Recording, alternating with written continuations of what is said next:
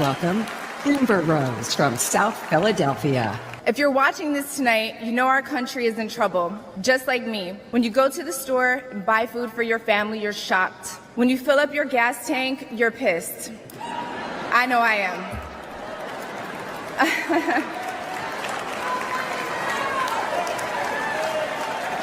And when you turn on the news, you are just exhausted. Inflation is out of control, and you know in your heart it was not like this under Donald Trump.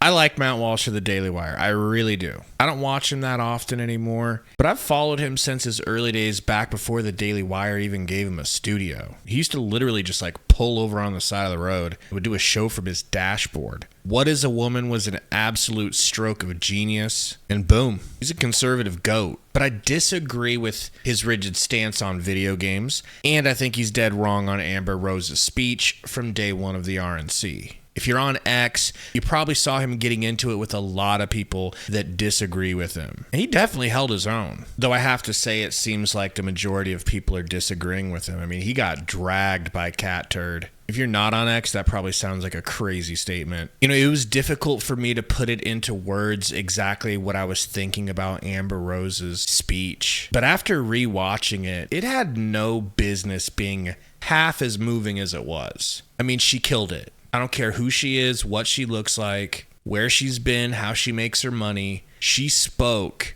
to normies. If you didn't see Matt Walsh dying on this hill, here's a brief look at it. He says some thoughts on this Amber Rose thing, since it's apparently extremely controversial to say that the Republicans shouldn't give a primetime convention speaking slot to one of the founders of the Slut Walk. First of all, maybe Rose has totally changed and had some kind of conversion experience.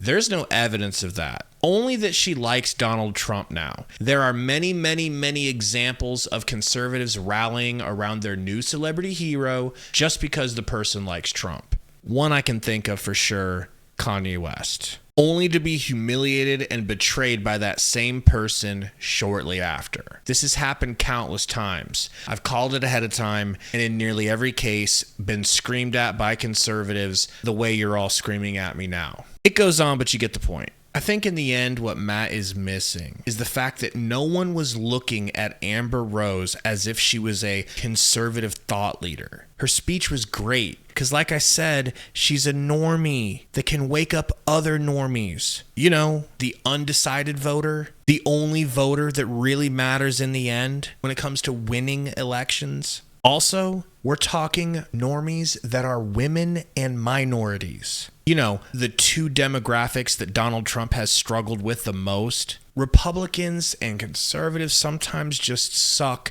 so bad at making people feel welcome. I see it with religious people as well, and I'm not trying to cast any aspersions. But no matter what religion I've witnessed, it seems like the closer you try to live your life in accordance to God's rules, the more difficult it becomes to not be judgmental, and it rubs people the wrong way. It makes people stop going to church. And that's exactly what Matt Walsh is doing here, whether he likes it or not. The thing is, the left cannot win elections based on their ideas because they suck, and they know it.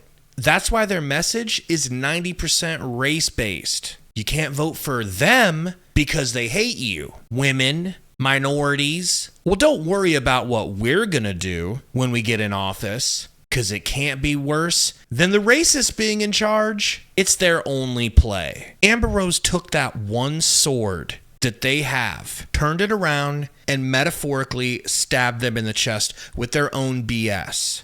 Here's a woman that by all measures should have been a lifelong liberal, but they messed up with her and countless others that she in a way represents. Because Joe Biden is so bad, because the Democrats have done such a poor job in power, you have a chance to integrate a once thought to be impossible group to integrate. Minority women. You can bring them into the fold, but you want to complain that she's not pure enough? I need Matt Walsh to get off of his high horse and just do what's best for the movement. It's widely believed that Trump is going to win in a landslide. The best way to see that happen is to get the women to actually vote for him. Amber Rose perfectly articulated what good-hearted conservatives have been trying to get across to the general public and have been failing spectacularly. Because no one that's on the fence or the other side gives a damn when a conservative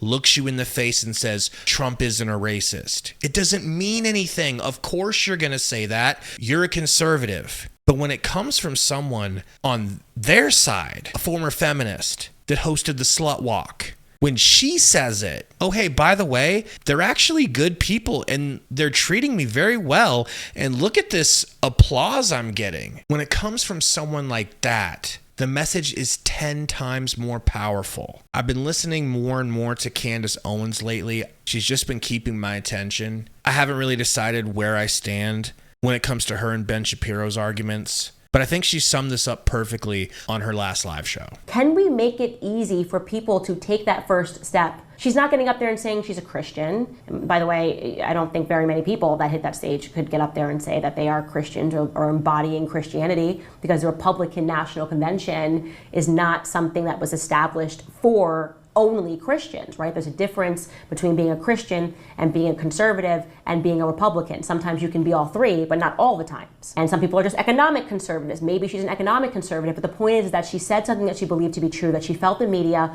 was lying to her about Donald Trump. Amber Rose was being chased by TMZ and they're going, how could you? You know, you were the founder of the Slut Walk. And she held her ground and she said something very important that I believe in very much. People are allowed to evolve. So when we then say to those people who are trying to evolve that you went from being a slut to being imperfect and we don't want you, that makes other people who are seeing that fearful that they can't also change their minds, that they can't also become something different.